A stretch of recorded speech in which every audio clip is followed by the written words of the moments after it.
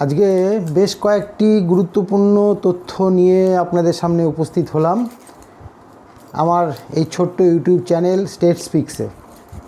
নমস্কার, আমি তুষার ভট্টাচার্য আর আপনারা দেখছেন আমার ছোট্ট YouTube channel state speaks. State speaks আপনাদের মনের কথা বলার চেষ্টা করে, আপনাদের ভাবনার খোরাক যোগায়। বাঙালি ভাবতে ভুলে গেছে, ভাবতে বাঙালিকে হবেই। আর আমরা যদি ভাবতে ভুলে যাই তাহলে আগামী প্রজন্মকে আমরা সঠিক রাস্তায় বা সঠিক দিশা দেখাতে পারবো না। তাই ভাবনার খোরাক আমি আপনাদেরকে যোগাবো। আজকেও সেরকম দু একটি ভাবনা নিয়ে আমি উপস্থিত হয়েছি। আমার প্রতিবেদন যদি ভালো লাগে লাইক শেয়ার কমেন্টস করবেন, আর পারলে একটু সাবস্ক্রাইব করে দেবেন।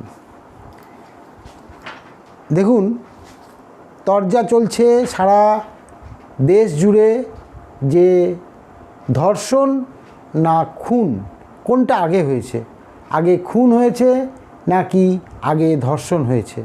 আগে ধর্ষণ করার পরে তারপরে খুন করা হয়েছে না খুন করার পরে ধর্ষণ করা হয়েছে? আমরা কিন্তু অধীর আগ্রহে অপেক্ষা করছিলাম যে আজকে 5 তারিখ সুপ্রিম কোর্টের প্রধান বিচারপতির এজলাসে যে মামলাটি স্বতঃপ্রণোদিতভাবে সুপ্রিম কোর্ট নিজেই নিয়েছেন, মানে সুমোটো কেস, তার আজকে একটা শুনানির সম্ভাবনা ছিল। বাংলার আপামর জনগণ সেটার আগ্রহে অপেক্ষা করছিল যে যদি সেই মামলাটিতে থেকে কিছু পাওয়া যায় তাহলে বাঙালি আশ্বস্ত হতে পারে। আজকে 9 তারিখ থেকে আজকে 5 তারিখ, 9 আগস্ট থেকে 5ই সেপ্টেম্বর হতে চলল প্রায় 27-28 দিন। এই 27-28 দিনে কি অগ্রগতি হয়েছে, কি হয়েছে আমরা জানি না। তরজা চলছে যে খুন এবং ধর্ষণ, কিন্তু ধর্ষণ আগে না খুন আগে সেইটা নিয়ে কেউ হতে পারছে না। কিন্তু আমার এখানে একটু যেন মানে আমি জানি না, আমি এক্সপার্ট নই, কিন্তু আমার সন্দেহ মনের মধ্যে হয় যে যদি তাকে ধর্ষণ করা হয়ে থাকে, একাধিক ব্যক্তি যদি তাকে ধর্ষণ করে থাকে, তারপরে কি একটা মহিলার মধ্যে অত শক্তি থাকে যে পরবর্তীকালে সে যখন তাকে খুন করা হয় তখন সে রেসিস্ট করার ক্ষমতা কতটা রাখতে পারে, কতখানি তার রেসিস্ট করার ক্ষমতা থাকতে পারে? তার ওইভাবে তাকে, মানে এটা তো পরিষ্কার যে তাকে যখন খুন করা হয় সে প্রচণ্ডভাবে বাধা দিয়েছে, মানে কেউ তো আর মরতে চায় না।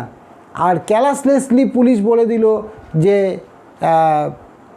মানে কী অবস্থা, মানে ভাবুন যে ঐচ্ছিকভাবে ধর্ষণ এবং ঐচ্ছিকভাবে উইলফুল রেপ অ্যান্ড মার্ডার। একটা পুলিশ হয় সে কিচ্ছু পড়াশোনা জানে না, তাকে কি করে ওই পোস্টে বসিয়ে রাখা হয়েছে যে ওসি, সে লিখছে উইলফুল রেপ। কোনো মেয়েকে উইলফুলি রেপ করা যায়? উইলফুলি রেপ কখন হয়? বন্ধু বান্ধব, প্রেমিক প্রেমিকা উইলফুলি রেপ হয় না। তারপরে সে বলছে, পুলিশ বলছে উইলফুলি রেপ অ্যান্ড উইলফুলি মার্ডার। আচ্ছা, ধরে নিলাম তর্কের খাতিরে উইলফুলি রেপ, কিন্তু উইলফুলি মার্ডার? কেউ নিজের জীবন বিসর্জন দিয়ে দেবে? একটা 31 বছরের একটা মেয়ে, যে সম্ভাবনাময় ডক্টর, সে MBBS কমপ্লিট করার পরে সেখানে চেস্টের উপরে MD করছিল, চেস্ট মেডিসিনের উপরে, সে তার জীবনটাই বিসর্জন দিয়ে দেবে উইলফুল মার্ডার? লজ্জাজনক ব্যাপার। ওই যে কথায় আছে না যে একটা মিথ্যাকে বাঁচাতে গেলে শত মিথ্যার আশ্রয় নিতে হয়। আজকে প্রশাসন, সরকার, পুলিশ, স্বাস্থ্য দপ্তর সবাই মিলে একটা দোষকে ঢাকতে গিয়ে, একটা মিথ্যাকে ঢাকতে গিয়ে কত মিথ্যার আশ্রয় নিয়ে জড়িয়ে যাচ্ছে। এবং এই জড়িয়ে যাওয়া যত যাচ্ছে তত আন্দোলন কিন্তু, নাগরিক মঞ্চের আন্দোলন কিন্তু তীব্র আকার ধারণ করছে। তাহলে এটা তো পরিষ্কার যে উইলফুলি রেপ হতে পারে কিন্তু উইলফুলি মার্ডার হতে পারে না। আর উইলফুলি রেপ গণধর্ষণে পরিণত হতে পারে না। একটা মেয়েকে 5 জন মিলে রেপ করলো, সেটা উইলফুলি রেপ। তারপরেও এই টিএমসি সরকারের প্রশাসন ওই পুলিশের বিরুদ্ধে কোনো ব্যবস্থা নেয়নি, যেমন ব্যবস্থা নেয়নি সিপির বিরুদ্ধে। আমি একটা পুলিশদেরকে নিয়ে একটা প্রোগ্রাম করেছিলাম, তাতে বলেছিলাম যে নিচুতলার পুলিশরা কিন্তু ফুঁসছে। এবং দেখুন, গতকাল বারাসাতে শান্তিপূর্ণভাবে একটা নাটক করছিল, এবং এই সাধারণ মানুষ রাত জাগো প্রোগ্রামটা যেটা চলছিল, তাতে এসপিকে নামতে হয়েছে। এবং এসপিকে যখন সে হাত উঁচিয়ে, আপনারা হয়তো ভিডিওটা দেখেছেন, আঙ্গুল উঁচিয়ে হিন্দিতে কথা বলছে। আমি এটাও বলেছিলাম যে বাঙালি কিন্তু এসপি নেই, ডিআইজি নেই, ডিজি নেই, সব নন বেঙ্গলিকে দিয়ে বেঙ্গলিদের উপরে অত্যাচার করানো হচ্ছে, সব বেঙ্গলি অফিসারকে দিয়ে বেঙ্গলিদের উপরে। নিচু তলায় কিন্তু আপনি পাবেন এই আইসি পর্যন্ত, ওসি পর্যন্ত, কনস্টেবল, এসআই এদেরকে পাবেন বাঙালি। কিন্তু আপনি যেই ডিএসপি পর্যন্ত পাবেন, কারণ ডিএসপি ডব্লিউবিসিএস থেকে হয়, ডিএসপি পর্যন্ত পাবেন, কিন্তু যেই আপনি অ্যাডিশনাল এসপি র্যাঙ্কে চলে যাবেন, বাঙালি তো এখন আর আইপিএস হয় না। বাঙালি কোথায় আইপিএস? সব দেখবেন বিহার, ঝাড়খণ্ড, উত্তরপ্রদেশের এসে জুড়ে যাচ্ছে। কালকে বারাসাতে যে ঘটনাটা ঘটলো, আঙ্গুল উঁচিয়ে কথা বলছে এসপি নিজে, এবং সে হিন্দিতে বলছে। একটা ছেলে প্রতিবাদ করেছে, বলেছে এটা বাংলা, আপনাকে বাংলায় কথা বলতে হবে। এসপি ঘুরে এসে সঙ্গে সঙ্গে সে বাংলায় বলা শুরু করলো। আইপিএসদের কন্ডাক্ট রুলে লেখা আছে যে তুমি যে রাজ্যে চাকরি করবে সেই রাজ্যের মাদার ল্যাঙ্গুয়েজটা তোমাকে জানতে হবে। তো আমাদের এখানকার মাদার ল্যাঙ্গুয়েজ কি? বাংলা। তো যে ছেলেটা পিছনে দাঁড়িয়ে বলেছিল আপনি বাংলায় বলুন, সে তো অন্যায় কিছু করেনি। আজকে বারাসাত কোর্টে 18 জনকে তোলা হয়েছিল, তাদের বিরুদ্ধে খুন, সরকারি কাজে বাধা দেওয়া, পুলিশকে মারা ইত্যাদি প্রশ্নে তাদেরকে করা হয়েছিল। কোর্ট তীব্র ভর্ৎসনা করেছে। এইভাবে সুপ্রিম কোর্টের অর্ডার আছে যে শান্তিপূর্ণ কোনো সমাবেশে পুলিশের হস্তক্ষেপ চলবে না। এই মুহূর্তে প্রশাসনের উচিত, পুলিশ মন্ত্রীর উচিত ওই এসপিকে সাসপেন্ড করা, এই মুহূর্তে করা উচিত। যদি মানুষের মধ্যে আস্থা টিএমসি সরকারকে ফিরে আনাতে হয়, পুলিশের এই বর্বরোচিত অন্যায়কে ইমিডিয়েট কন্ডেম করে তার এগেনস্টে ব্যবস্থা নেওয়া উচিত, এবং ওই এসপিকে ইমিডিয়েট সাসপেন্ড করা উচিত। তা না হলে কিন্তু আগামী দিন কিন্তু সাধারণ মানুষ কিন্তু ছেড়ে কথা বলবে না। আমরা যা দেখতে পাচ্ছি, আন্দোলনের গতি প্রকৃতি কিন্তু আস্তে আস্তে বদলে যাচ্ছে। আন্দোলনকারীরা কিন্তু কোনোভাবেই সাধারণ মানুষ ছাড়া কাউকে এন্ট্রি দিচ্ছে না। কালকে আমরা শ্যামবাজারে দেখেছি ঋতুপর্ণা সেনগুপ্ত, ওনাকে গো ব্যাক করতে দেখেছি। যাদবপুরে মিমি চক্রবর্তীকে দেখেছি। সুতরাং কাউকে পাত্তা দিচ্ছে না সাধারণ লোক। বলছে আমরা রাস্তায় নেমেছি, কথাটা ভুলে যান। আমরা রাস্তায় দাঁড়িয়ে আছি, এই কথাটা বলুন। আমরা যতক্ষণ জাস্টিস পাবো না, আমরা রাস্তায় দাঁড়িয়ে থাকব। রাস্তায় নেমেছি কথাটা বলবেন না, এটা খারাপ কথা। মহিলারা বলছে, সাংবাদিকদের বলছে।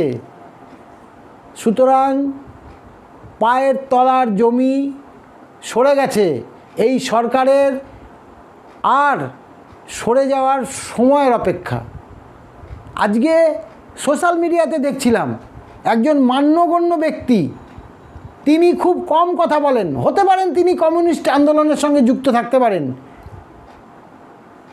একজন বিশিষ্ট কবি, সাহিত্যিক মিরাতুন নাহার, আপনারা অনেকেই তাকে চেনেন।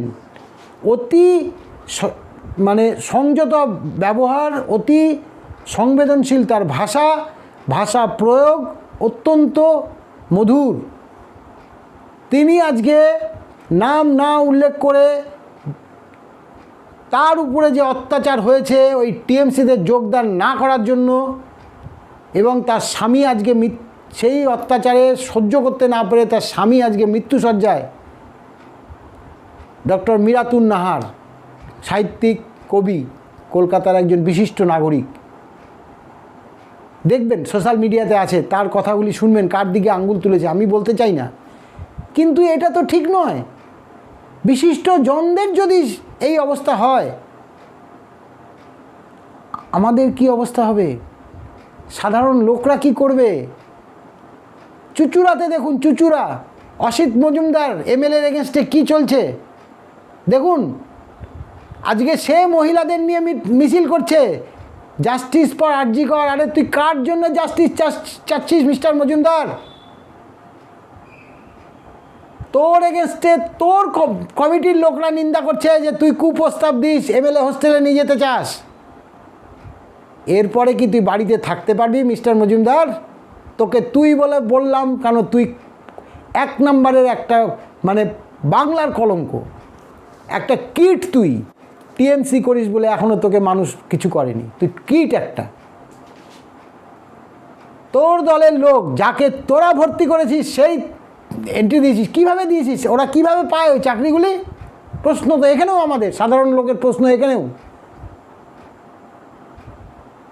আজকে মহিলা টিএমসির চুচুড়া মহিলা কমিটির সম্পাদিকা বললেন তিনি, কিষাম ব্যানার্জি, দেবশ্রী ব্যানার্জি, কি বলছেন তিনি? তিনি বলছেন আমাকে কুপ্রস্তাব দেয়, রাত্রিবেলা ভিডিও কল করে, আমার স্বামীর সঙ্গে আমার এখনও হয়ে গেছে, মানে দূরত্ব তৈরি হওয়ার মতো অবস্থা হয়ে গেছে। তোরা করছিস মেয়েদেরকে নিয়ে সভা সমিতি, জাস্টিস চাই, হ্যাঁ? আর তোর দলের লোক তোর প্যান্ট খুলছে। মানুষ এরপরে তোদেরকে আর ঘরেই থাকতে দিবে না। ওই যে আজকে রাহুল সিনহা বিজেপির যে বলছে যে নেড়ি কুত্তার মতো ব্যবহার করবে তোদের সঙ্গে লোকজন, তোদের গায়ে থুতু দিবে। থুতুটো দেওয়াটা অনেক কম সাজা। টিএমসির প্রত্যেকটা নেতার যা অবস্থা হয়, মানুষ 48 ঘন্টা সময় দিয়েছে এই নাগরিক সমিতি। যদি কালকের মাথা ভাঙায় যে ঘটনাটা হয়েছে,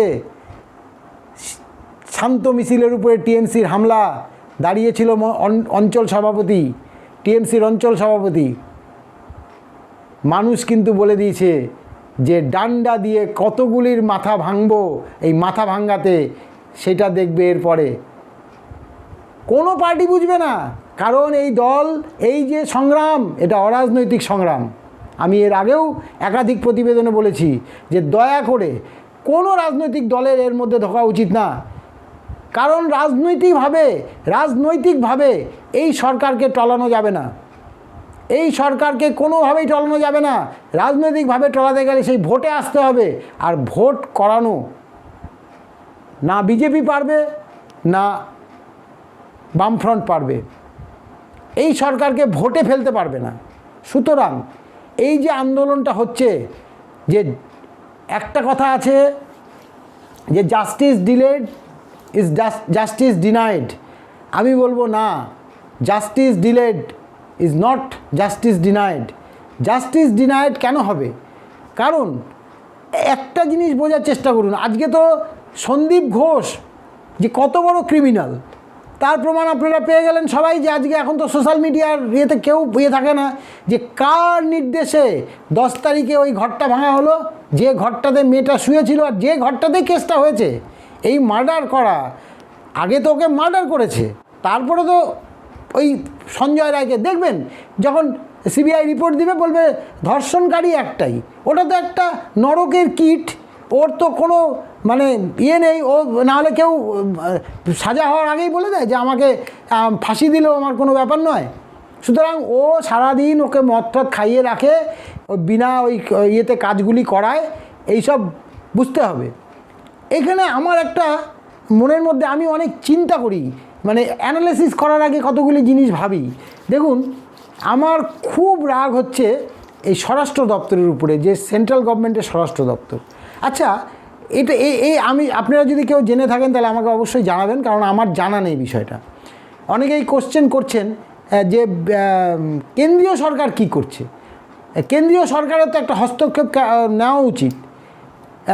আমার জানা নেই যে এরকম একটা পরিস্থিতি যখন হয় যে সরকার নিজেই যখন মার্ডারার মানে একটা রাজনৈতিক খুন করে ফেলে, সেই জায়গাটায় আমাদের যে কেন্দ্রীয় সরকার তার যে গৃহ মন্ত্রণালয় বা হোম মিনিস্ট্রি বা স্বরাষ্ট্র মন্ত্রক যেটাই বলুন, যেটা আছে, আমাদেরকে বাঁচানোর জন্য তাদের কি কিছু করার আছে? মানে এই যে আমরা দমবন্ধ অবস্থায় একটা পড়ে আছি, চারিদিকে যাদের আমি আগে একটা প্রতিবেদন করেছিলাম যে যাদের মেয়েরা বাইরে থাকে চাকরি বাকরি সূত্রে, পড়াশোনার সূত্রে, প্রচুর, যেমন আমি নর্থ বেঙ্গল থেকে বিলং করি, আমার মেয়ে কলকাতায় থাকে, এরকম আমার মতো হাজার লাখের মেয়েরা পড়াশোনা করতে গেছে, চাকরি করতে গেছে, বিভিন্ন পেশার সঙ্গে যুক্ত, কেউ বিজনেস করছে সেখানে কলকাতাতে। তাদের সিকিউরিটির ব্যাপারে স্বরাষ্ট্র মন্ত্রক বা আমাদের কেন্দ্রীয় সরকারের কি কিছু করার আছে? বা এই যে ঘটনাটা ঘটছে, এই ঘটনাটার উপরে কেন্দ্রীয় সরকারের কি হস্তক্ষেপ, কেন্দ্রীয় সরকার কি হস্তক্ষেপ করতে পারে? আমার জানা নেই। যদি জানা থাকে তাহলে অবশ্যই বলবেন। যদি হস্তক্ষেপ করে মানে কারো যদি জানা থাকে যে হ্যাঁ এরকম কোনো আইন আছে যে হ্যাঁ হস্তক্ষেপ করতে পারবে, তাহলে কিন্তু কেন্দ্রীয় সরকারের একটা বড় দোষ আছে এই ব্যাপারটাতে। এত বড় একটা ঘটনা প্রায় 27-28 দিন হয়ে গেল এবং দেখতে পাচ্ছে তো যে আন্দোলনটা কী রকমভাবে জনপ্রিয় হয়ে গেছে। আন্দোলনটা এখন কিন্তু একটা জনরোষে পরিণত হচ্ছে। এটা অভ্যুত্থানে পরিণত হয়ে গেলে কিন্তু ভয়ঙ্কর বিপদ হয়ে যাবে। এই যেমন বাংলাদেশে হয়েছিল, বাংলাদেশেও কিন্তু প্রথমে আন্দোলনটা কিন্তু একদম শান্ত আন্দোলন ছিল, স্টুডেন্টরা আন্দোলন করছিল শান্তভাবে, কিন্তু এই আন্দোলনটা কিন্তু ধীরে ধীরে ধীরে ধীরে একটা অহিংস আন্দোলন, সহিংস আন্দোলনে পরিণত হয়ে গেল।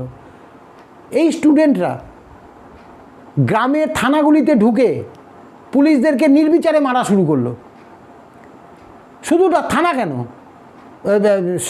গ্রাম কেন, শহরের মধ্যেও তারা করেছে, প্রচুর পুলিশকে মেরে দিয়েছে এই স্টুডেন্টরা। কারণ প্রথমে পুলিশদেরকে অ্যাটাক করা হলো। কেন করা হলো? কারণ পুলিশদেরকে দিয়ে হাসিনা সরকার কিন্তু প্রথমে এই ওদের যে অহিংস আন্দোলনটা ছিল সেটাকে ঠেকাতে গেছিলো, যেমন আমাদের এখানে শুরু হয়েছে। এখন কিন্তু দেখুন গত 2 দিন আমি বলবো, আমি সব প্রতিদিনই চলছে কোনো না কোনো আন্দোলন, মানববন্ধন সবই চলছে, কিন্তু আমি 2 দিনের কথা বলবো। একটা 14 তারিখ যেদিন মহিলাদের একটা রাত জাগো প্রোগ্রাম ছিল, আর একটা বলবো 27 তারিখ। এই দুটোই কিন্তু বিজেপির দ্বারা সংগঠিত হয়েছে বলে সবাই বলছে। আর এই যে গতকাল যেটা হয়েছে এটা কিন্তু বামপন্থীদের দ্বারা সংগঠিত হয়েছে। তো এই যে হাইজ্যাক করে নিচ্ছে না, এটা কিন্তু সঠিক নয়। এই যে হাইজ্যাকিং ব্যাপারটা, একটা আন্দোলনকে রাজনৈতিক দল হাইজ্যাক করে নিচ্ছে। এই হাইজ্যাকটাকে কিন্তু মানুষ মানে খোলা মনে মেনে নিচ্ছে না, কারণ তারা জানে যে রাজনীতি ঘোলা জলে তারা আর ডুবতে চাইছে না। সাধারণ মানুষ চাইছে যে রাজনীতির জায়গায় থাকুক, এই আন্দোলনটা আন্দোলনের মতো চলতে দিন। সাধারণ মানুষের আন্দোলন সাধারণ মানুষরাই করুক। এই যে জায়গাটা, এইটাকে বুঝতে হবে রাজনীতির দলদের। এখন তারা কম্পিটিশানে নেমে গেছে যে কে সিএম হবে, কে ফিনান্স মিনিস্টার হবে, কে হবে, এই সব চিন্তা করলে হবে না।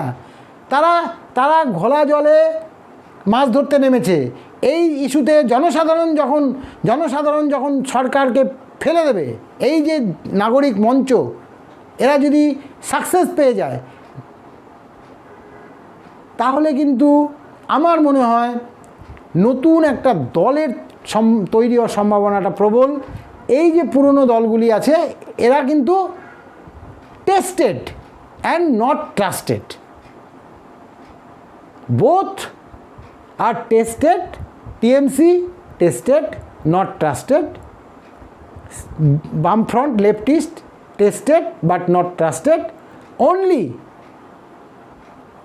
বিজেপি, তারা কিন্তু এখনও টেস্ট হয়নি, কিন্তু সেন্ট্রালে তারা tested and somehow trusted, fully not trusted, somehow trusted.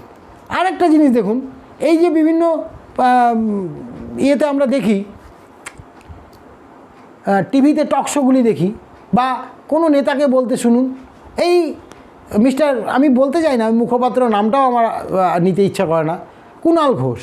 আজকে যদি একে বলা হয় যে পশ্চিমবাংলায় তো এই ঘটনা ঘটছে, যে বলছে আপনি হাতরাসে যান, আপনি উন্নাওতে যান, এটা কি কম্পিটিশনের জায়গা নাকি? কম্প্যারিজনের জায়গা? যে হাতরসে হয়েছে, কে কত ওর্স্ট পলিটিক্স করতে পারে, তার খেলা কি এটা? মানুষ সব বুঝে গেছে, সেই জন্য পলিটিক্যাল ম্যাটারই নয় এটা। পলিটিক্যাল নেতাদেরকে বলবো দূর হটো, ভাড় মে যায় তোমার পার্টি। সাধারণ মানুষকে জায়গা দাও, তারা করে দেখাবে যেটা তোমরা করতে পারোনি।